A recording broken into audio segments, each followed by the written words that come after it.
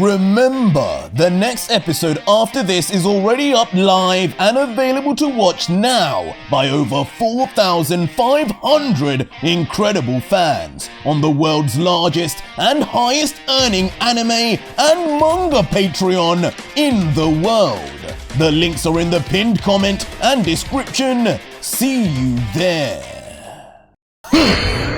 So this is him. God Killer Goku, eh? This tournament the Elder Gods set up to find the strongest multiverse of warriors truly is going to be a wild ride with all these different timelines and variants of us Saiyans. Gohan and I will surely have our work cut out for us looking into how they all came to be. This Son Goku seems dangerous, even more so than that weakling Ultra Vegito, or whatever he called himself. Interesting. So our story would begin with a sight of an Omni King Vegito, looking on at a strange digital apparition into the past of the famed God Killer Goku. Yes, this tournament set up by the Elder Gods is definitely going to be one of the greatest moments of my short life. I thought I had done it all, achieved it all. But winning this will be the ultimate pinnacle, the ultimate show of my strength. I stand as the strongest among all, and little do these Elder Gods know, I'll prove I stand even above them. As regardless of his views on the other participants like God Killer Goku, Omni Vegito would be all smiles, behind him an imagining of all 7 Elder Gods. And continuing his truly carefree and relaxed smile, he would reflect as he would walk forward. 2 hours. Less than that actually. That's how long there's left until the tournament begins, according to that Elder God, Castiel. I was right to stop our training. It leaves just enough time to cover my story. How I became the Omni King and Omni Devil. As suddenly bursting his eyes open and revealing red and white pupils that could only belong to those who achieved becoming both the Omni King of the mortal realm and Devil of the demon realm.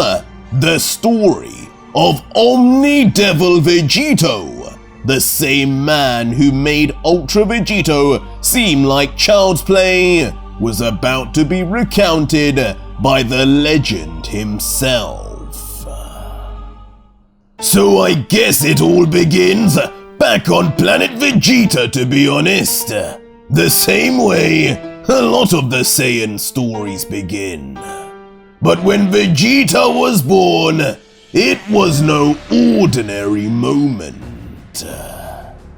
My sire, your son, his power level is... It's over 9,000! As in this scene, we'd witness a baby Vegeta in an incubator where King Vegeta himself and his scientist would be staring in disbelief, with the King's own scouter beginning to malfunction from how high it would be going up.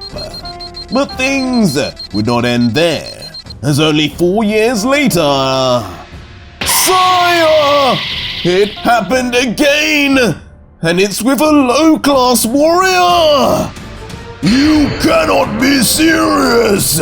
This one is over 9,000 again! As yet again, at the birth of Goku, or how he was called back then, Kakarot, King Vegeta and that same scientist would be left mouth ajar, totally unable to comprehend these two legendary Saiyans coming to be. But now with two prodigy-level Saiyans in his midst, the Saiyan King would quickly reflect, "First my son, now even Bardock's. This is a sign. It may be too late for me and my people. Frieza will surely make a move for our destruction. Him or that Beerus. But these two, with their power, they could be our future, our revenge. I will assure their safety."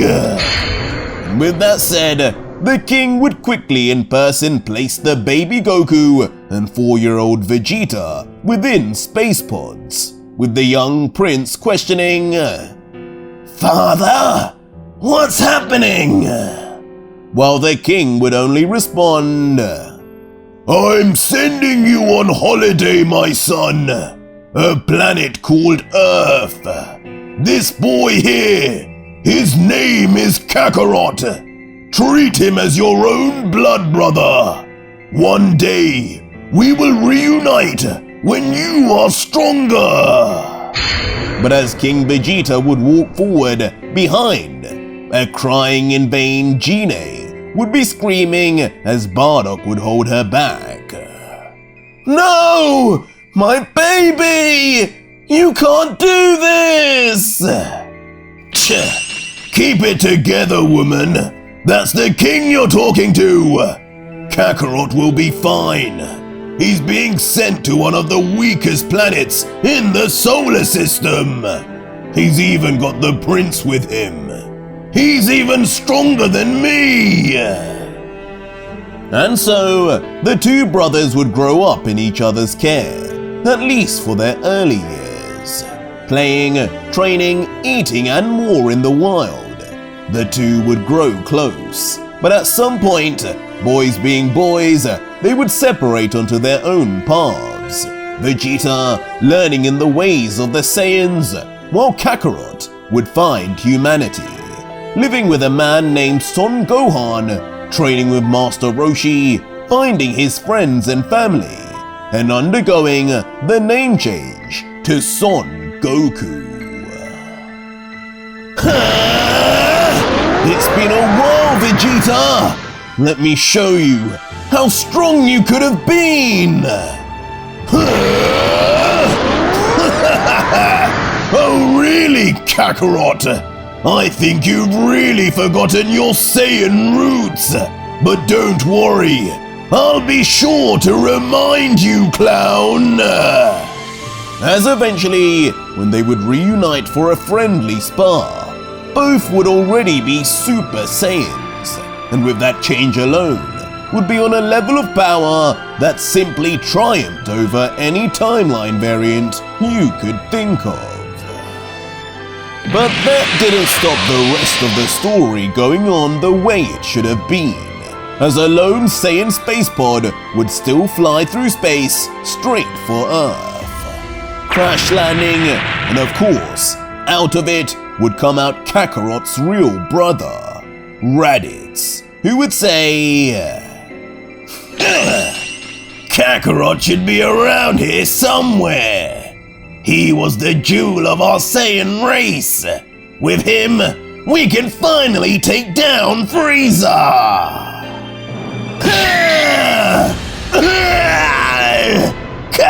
Kakarot! But thinking he could bring back Son Goku at this point easily would just be an example of Raditz's poor thinking. Immediately, he'd get smashed into bits by his younger brother. Wait! Prince Vegeta! You're here too! As the shocks would continue to come for Raditz, when he would also learn that Saiyan royalty had been staying here on Earth as well, with his brother. It's good to see you again, Raditz. Now get out of my sight again! As Vegeta would then lift up 2 fingers and transformed into a Super Saiyan for overkill, the Prince would fire out a beam of energy forward.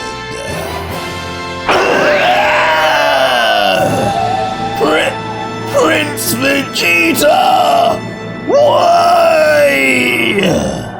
And just like that, in an eerily similar scene to what we'd expected in the normal timeline, Raditz would be killed, and with a straight shot through his chest, piercing him from one side to the other, as his gaunt, shocked face would spew blood out, not believing what had become of the 2 saviors of the Saiyan race. But luckily for Raditz, the next poor soul would be coming in a very familiar looking ship years later, as out of the crab-looking spaceship would come out the Emperor of the Universe, Frieza, and alone at that, in his specially made space chair. As looking around, unimpressed, he would let out, "This is the planet Cooler said wishing orbs would be on. Foolish brother! Surely such creatures here could never create such things. They look like monkeys." Oh well, it will be splendid nevertheless to watch these monkeys scream. Ginyu Force, you may begin the slaughter. Yeah! Ginyus, assemble! As just like that, Raccoon, Captain Ginyu, Jace, Berta, and Goldo would be seen yelling in tandem. Flying immediately out from the ship on Frieza's command, his elite force that would be ready to rip the Earth piece by piece in search of these mysterious wishing orbs. Lord Frieza! But unfortunately, the minute they would make any headway up into the sky out of the ship, suddenly all of the Ginyu Force would find themselves in great discomfort, their pupils immediately black as if they had just lost consciousness. And just like that, like dead flies, they would drop back down where they came from, straight into the opening of Frieza's ship. What just happened? Ginyu! Leaving the Emperor perplexed as he would turn around and see the men he just called out would be nowhere to be seen anymore. Huh? Who are you? I don't recognize you. Where is your armor, soldier? As unfortunately, greeting Frieza in their place would be a lone leg, dressed in an iconic orange clothing, while the Emperor would naively think he was another one of his men. Wait! That hair! Those eyes! Who are you? I am the hope of the universe. I am the answer to all living things that cry out for peace. I am the protector of the innocent. I am the light in the darkness. I am truth. Ally to good, nightmare to you. As with shock in his face, Frieza would look on at the reveal of Super Saiyan Goku, and with his first words being eerily similar to what he said on Namek in the main timeline.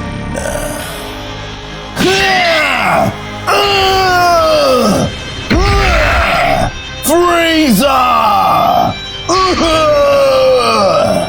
And as Frieza would eventually transform into his final form, he'd be met with left hooks and uppercuts.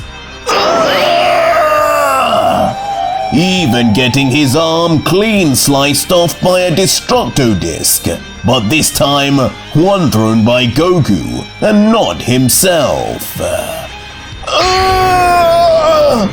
This monkey is a Super Saiyan! And only in these final moments, as blood would splatter from his mouth from the numerous strikes, would Frieza realize the legends were true about the Saiyans.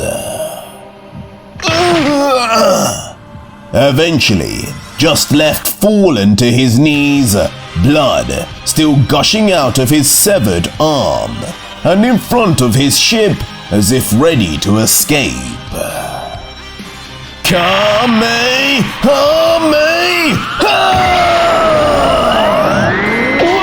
I can change! But it would seem this Goku would be giving no second chances, immediately firing off a powerful Kamehameha wave as Frieza would in his usual cowardly way just beg futilely one final time. But of course, he would be inevitably struck anyway, his whole body deforming on impact until ultimately a massive explosion would erupt, destroying him and the ship he came from.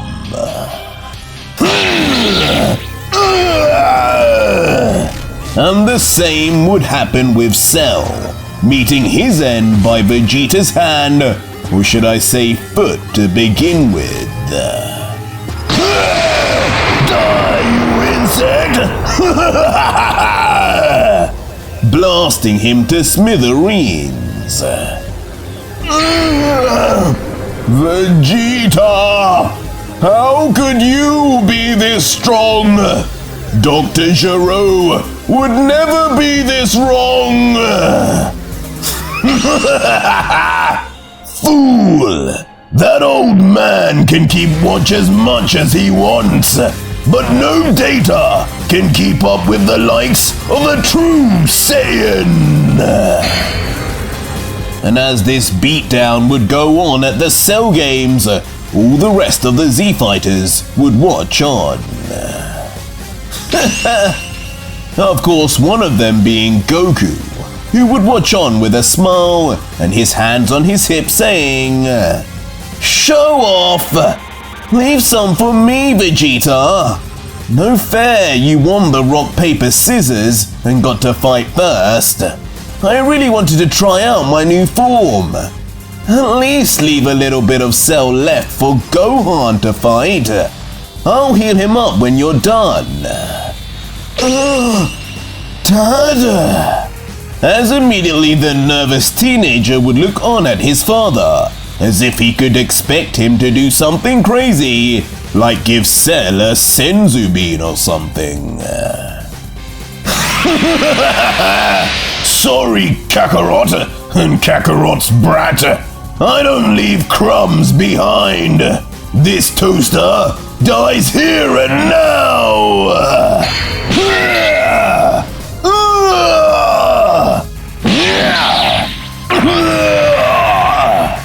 As Vegeta would then smash another fist into Perfect Cell's face, and then slam a kick into him, sending the android to crash into the distance.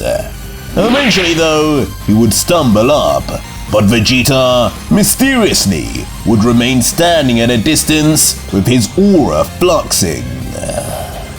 Final! And unfortunately for Cell, spreading out his arms and summoning a vast array of energy, the Prince would power up his inevitable end in the form of his signature technique. Huh? What is Vegeta doing now? This technique It isn't in my databanks either! Flash! But though Cell would ponder, it would mean little, as the minute Vegeta would fire, the perfect android would meet his demise. Vegeta!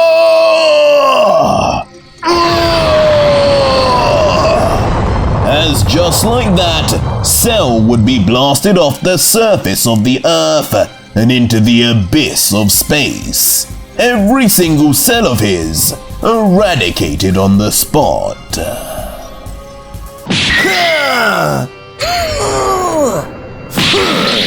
Be gone, fatty! And even Boo would meet an easy finish, as this time both Vegeta and Goku in Super Saiyan 3 forms would make short work of the fat version of Boo, not given the opportunity to ever turn into Kid Boo, but even then, the result would end up the same.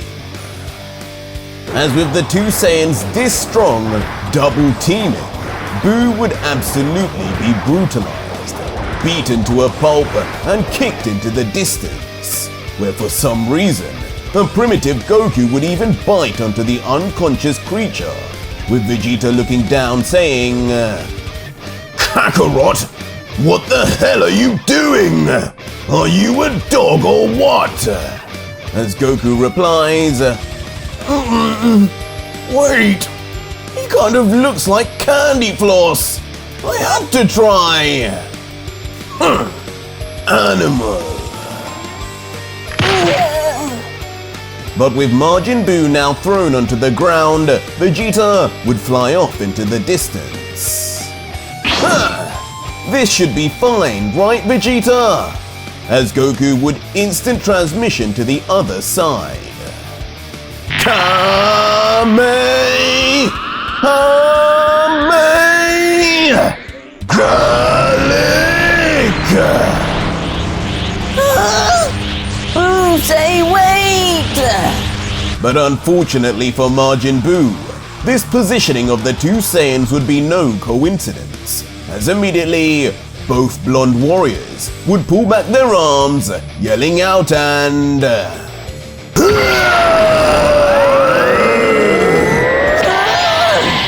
Firing simultaneously, Buu would be surrounded by two of the strongest energy beams known to mankind.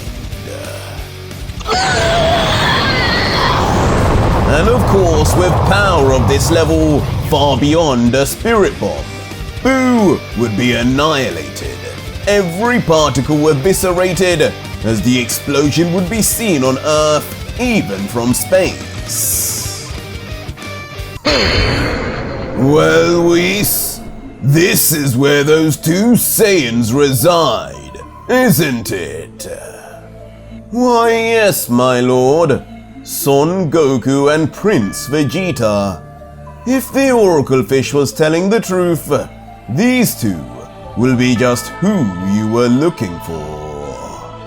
As finally, the big dogs, or should I say cat, would appear in God of Destruction Beerus and his angel Whis, not too long after the events of Buu's destruction. Beerus! And on their arrival on planet Earth's surface, when Goku and Vegeta would spot them, the two would have two very different responses, with Goku confused with their appearances, while Vegeta would immediately be triggered from recognizing the cat, as the prince would snarl, You were the one who made a mockery of my father! I may have only been 4, but I saw it all!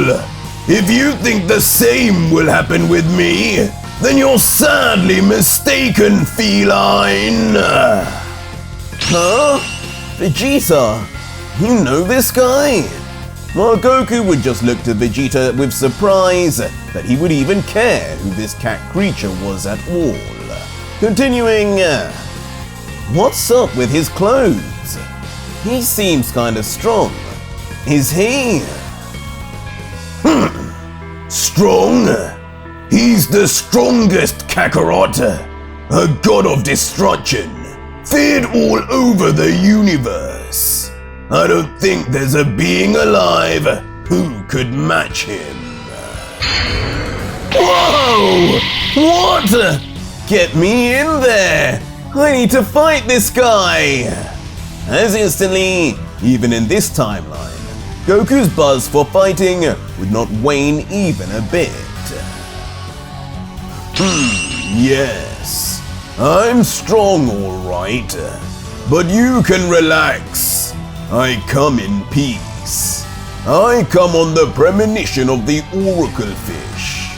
He says on this planet, a Saiyan will exist who will be my successor, the next God of Destruction. As Whis would interject, correct, but though Beerus-sama comes in peace, you will need to spar him. If either of you is able to impress him, you will personally be chosen and taught by me. And with my teachings, you can expect to become 10 times stronger than your current selves. What? 10 times? And for the two power-hungry Saiyans, who their whole lives have been itching to one-up each other in strength, Goku and Vegeta would understandably have extremely shocked reactions. Ones of excitement for sure. Looks like our competition is over, Vegeta! I'm gonna be the one who gets picked, and you know it! In your dreams, clown! An earthling like you is far too soft to be a destroyer. But a Saiyan like me, I'm made for it! Well, glad you boys are enthusiastic. But you still have me to go through. Prepare yourselves, mortals! As with a giant grin, the cat god would ready himself for an entirely different type of fight.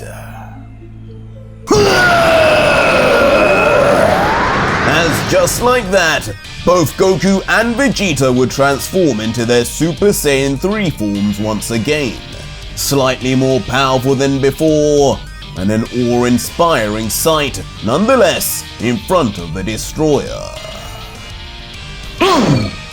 As getting himself away for a better view, the angel would teleport into the distance, watching from afar as the battle to decide the next god of destruction would get on underway, with the angel simply commenting,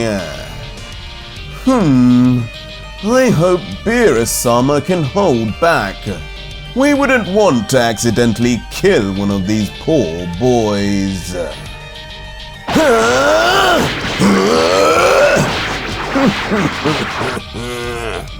But Beerus would be no Majin Buu, and even in their Super Saiyan 3 forms, and both at the same time, the Destroyer would keep a smug smirk as he would dodge all of their attempts at attacking.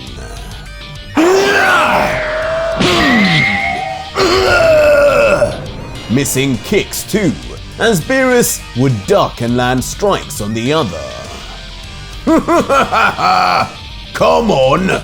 This surely cannot be what the Oracle Fish meant, could it, Whis? Having fun with it, as he would even laugh headbutting Goku right under his chin.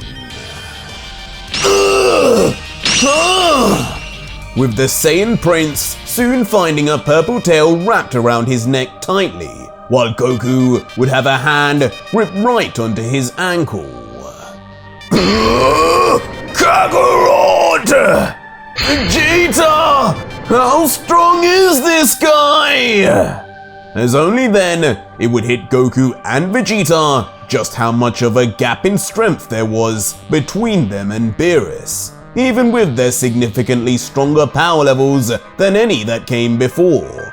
If only they had another form in this timeline, a power like the Super Saiyan God. But the what-ifs and buts would mean little when Son Goku and Vegeta would be span around so violently they would create a mini tornado. The two immediately shot like rockets far across the city into a distant mountain face. He's so strong! I told you, clown! As both Goku and Vegeta would struggle to keep any control under the intense velocity and G-force on their bodies. Eventually though, they would make impact with the mountain for a colossal crash, instantly going right through to the point a man-made cave would emerge within the mountain, forever scarring the piece of nature. And on the floor, wholly defeated, a bleeding, beaten and bruised Goku would be mumbling, "Your friend over there is really amazing! I know you said he was strong, but this is crazy! Are we really going to lose? We never lose! I don't even know what that feels like. What do we do?" As Vegeta would respond, "The same here. The taste of defeat is something neither of us know, even against each other. It's always been a tie.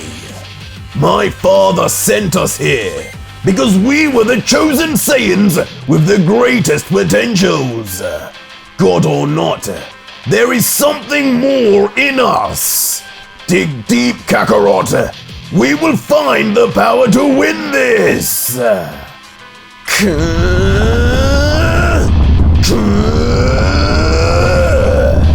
As just like that, on hearing this rousing speech, Goku and Vegeta would begin gritting their teeth, tensing their muscles, and sparking electricity all around them, as they would force their energy to spike further than ever before.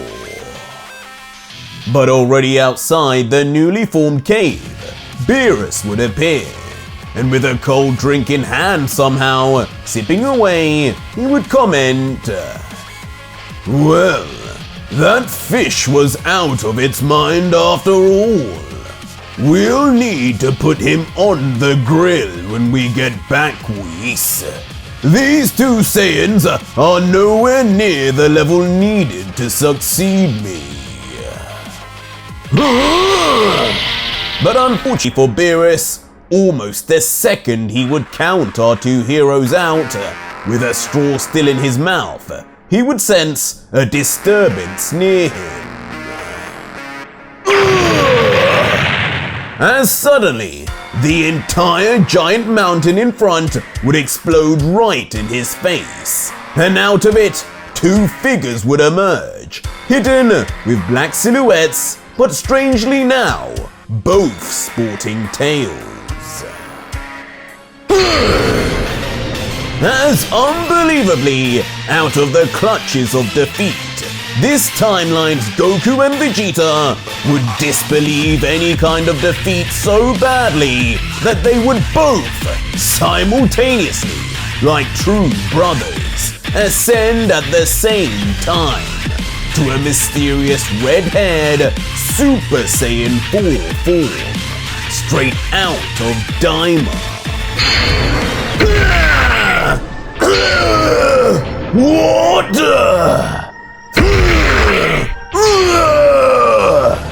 And immediately, their newfound power would be there for all to see, with Goku landing a flying kick straight on Beerus' chest, while Vegeta would smash an elbow under the cat's chin, sending Beerus to the ground in the daze, bleeding from the mouth, as he would wonder, "Impossible! These two were hiding such a power! Were they playing with me as I played with them? The fish was right! Wait! It's a spar, you fools! But as Beerus would call out to remind the Saiyans that this was not a life or death battle, both would power up what would seem like a fatal final blast, seemingly about to go down the mistake-ridden path of Ultra Vegito, until... Wait!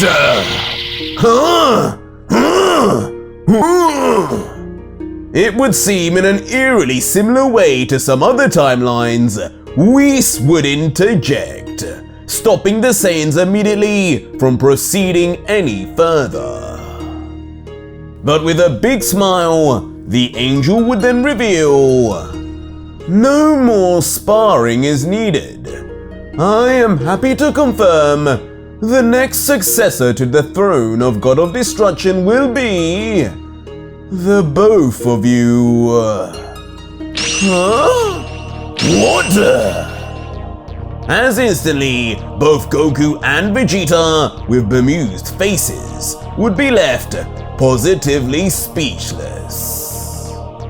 But some time would eventually pass, as we would now find ourselves looking at Beerus's home planet. And in a truly unique sight, in front of Goku and Vegeta, Whis and Beerus would stand, with Beerus of all people holding onto a freshly made new set of destroyer clothing, ready to give to this supposed successor. Something's not right here.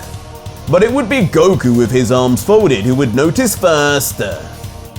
I thought you said we're both going to be destroyers, but I only see one pair of clothing, and that looks like it fit me, not Vegeta. You have a remarkable eye for detail, Goku-san. But yes, I did say that. But unfortunately, there can only be one God of Destruction. But I do have a solution. As Whis would then rummage behind him and... Here! These are called the Angel-grade Potara earrings! And just like that, Whis would bring out the all-powerful variant of earrings, which even the normal version of this timeline's Goku and Vegeta would have no idea about. As then throwing it to Goku and Vegeta, both would catch and Whis would continue. Put these on opposite ears. Once you do, you will both fuse and become one.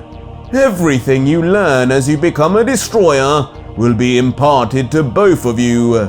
When you wish to defuse, you simply take it off. But something tells me, when you two get a taste of your new power, you may not be in a rush to... As Goku would then start placing one on and look to Vegeta nervously saying, Fusion by earrings? Wow, that's weird. I've never heard of two bodies becoming one. What do you think, Vegeta? While Vegeta, also placing an earring on, would smirk, replying, If doing this means I can get 10 times stronger, then so be it. I only care about being the strongest. We both do. It's not permanent, so why not? As just like that, the two Saiyans would then fuse for the very first time in this timeline.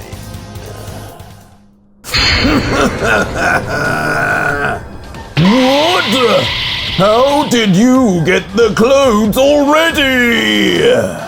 As when finally, God of Destruction Vegito would reveal himself, his insane speed, even in base, would leave Beerus shocked, as he would already find time to completely change into his new dreads, looking behind and simply commenting, Sorry, but I couldn't wait.